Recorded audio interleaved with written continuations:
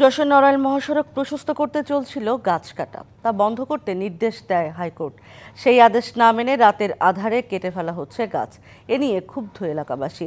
ঠিকাদার বলছেন, হাইকোর্টের আদেশের কথা শুনেছেন, তবে লিখিত পাননি।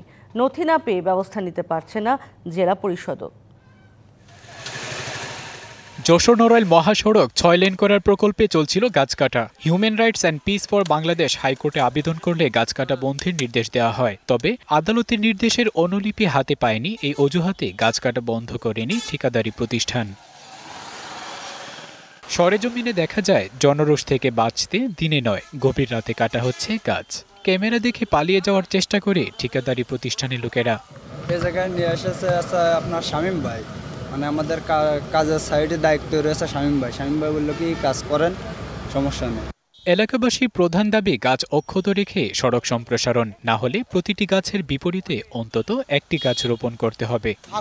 যদি রাস্তা করারই লাগে এক সাইড করুন। একমাত্র ওয়ালটন এসি দিচ্ছে 1 বছরের রিপ্লেসমেন্ট গ্যারান্টি এবং কম্প্রেসারের 10 বছরের গ্যারান্টি। আমাদের সেই পরিমাণের গাছ লাগাই দেখ। এদিকে গাছ কাটা বন্ধে হাইকোর্টের নির্দেশের বিষয়টি জানলেও কোনো লিখিত আদেশ পাননি ঠিকাদার। আর মহামান্য হাইকোর্ট কি আদেশ দিয়েছে, আসলে এগুলো আপনাদের মুখ থেকে যেমন শুনছি, সাধারণ জনগণের অনেকের মুখে শুনছি, কিন্তু আসলে এ ধরনের অফিসিয়াল কোনো আদেশ আমরা পাইনি। লিখিত নির্দেশ না পাওয়ায় কার্যকর ব্যবস্থা নিতে পারছে না জেলা পরিষদ।